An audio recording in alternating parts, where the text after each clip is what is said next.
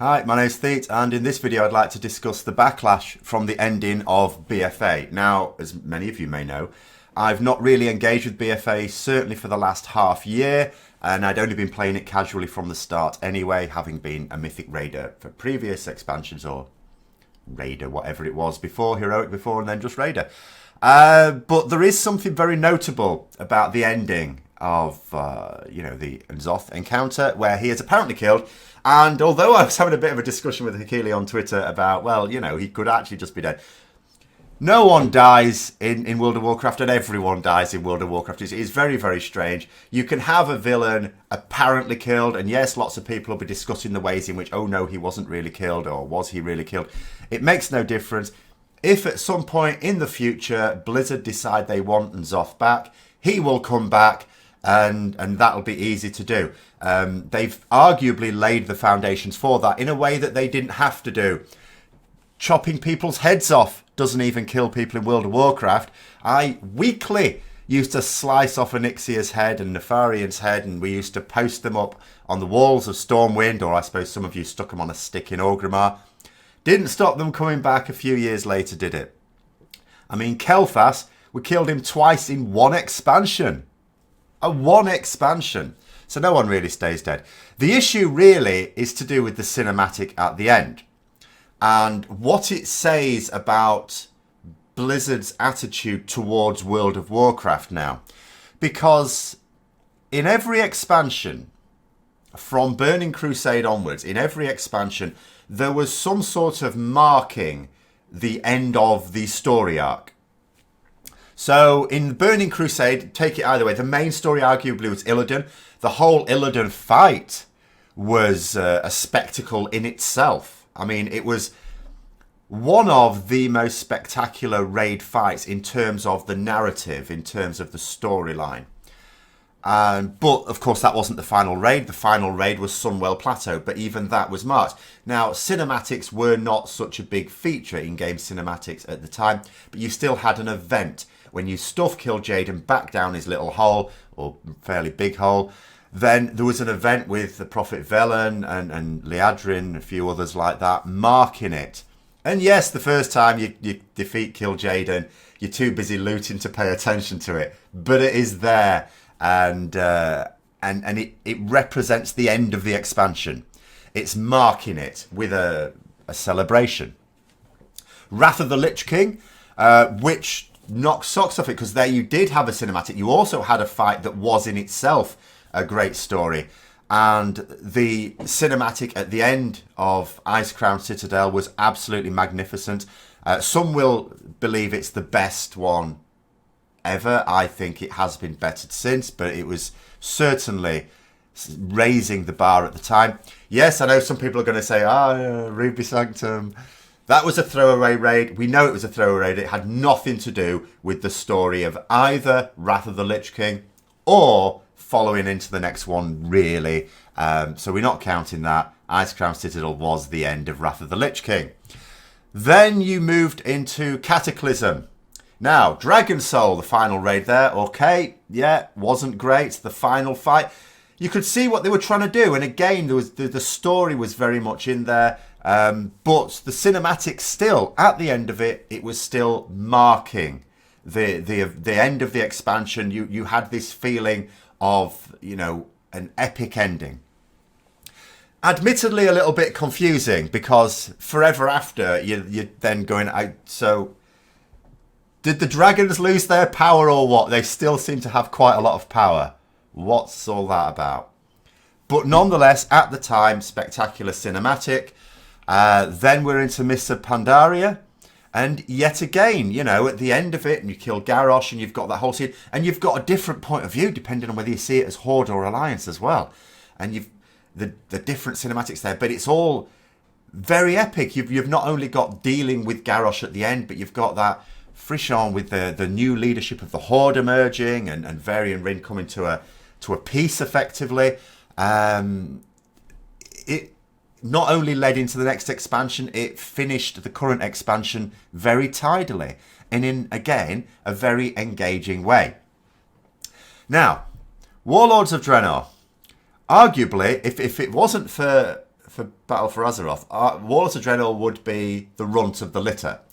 Because, you know, you had a scene, and it did mark it. You know, you had the close to the end of Warlords of Draenor, where you had Yrel and Gromash, and they're all going, yeah, we're all on the same side now, we've won, even though Grom was our enemy for most of it. But nonetheless, you had that scene. It was celebrating the end of Archimonde and the end of the Legion's assault on this alternative Draenor. And you also had Gul'dan being thrown back into the portal, which led into the next one as well. And Legion, for me, absolutely topped Wrath of the Lich King. I thought the Mr. Pandaria cinematic was very, very good. I thought it was about on a par with the Wrath of the Lich King. But the Wrath of the Lich King probably tugging a little bit more because of the nostalgia of Warcraft 3, the Frozen Throne. But, you know, Legion absolutely blew it away. You had a spectacular event, which not only tidied up Legion, you know, with the scene with Sargeras and Velen and the Pantheon, but also the bit with Sargeras and he stabs his sword in, very much leading into the next expansion as well. Unbelievable event. How are they going to top that? Well, I don't know, because we're going to have to wait, because they didn't even try in Battle for Azeroth. And this isn't like some aspects of Battle for Azeroth, which they clearly ran into a lot of trouble. And this is an issue in itself for another video, so I'm not going to go into too much now. But they clearly ran into trouble. They bit off more than they could chew with Battle for Azeroth. A lot of things at the start of Battle for Azeroth needed a lot of attention. They lost a lot of players over it. That I don't see as being a real issue with the cinematic. The cinematic was poor. It wasn't exciting. It didn't do anything either to finish, because you didn't learn anything. It didn't finish BfA. You know, you're seeing N'Zoth go, oh, and his power failing with the buildings crumbling and everything. But you don't learn anything from it. It doesn't advance the story. The raiders who killed N'Zoth, of which I'm not in their number, of course, but the ones who did, haven't, they haven't learned anything new. They already knew they defeated N'Zoth because they've just done it themselves. Where does the cinematic supposed to add to the story? Maybe bring in some key NPCs or something like that. Say something. Mark the end of the expansion. Nothing. Nothing at all. Doesn't even lead into the next one. The end cinematic should be the best cinematic in the expansion. It wasn't even the best cinematic in the expansion, let alone not worthy of the end of an expansion. And I wonder if the reason is it cannot be the fact that they had to get developers working on some things that needed fixing, because that's nothing to do with developers. I'm wondering if it's one of the storyline issues. We noted in Legion, in the build-up to BfA, with the inconsistency of the events surrounding Sylvanas's fight, you know, just before she orders the burning of Teldrassil, and with Malfurion, and you know, there's a bit of an inconsistency about the way Saurfang responds. So the way he allegedly responds, if you looked at the documentation in the physical collector's edition for BfA, is very different to what happens in game. A real indicator that at the last minute they decided to change a bit of the story. And I decried it at the time as being an example of, look, there's too many people involved in the story right here. Obviously you need a number of writers, but there should be someone who has the overall vision and has written the basics. We keep getting told that Blizzard are thinking about their story arc years in advance, but major aspects of it are changed at the last minute. And I wonder if that's what happened with the BfA cinematic. There is no way they can have actually intended that cinematic be as it is.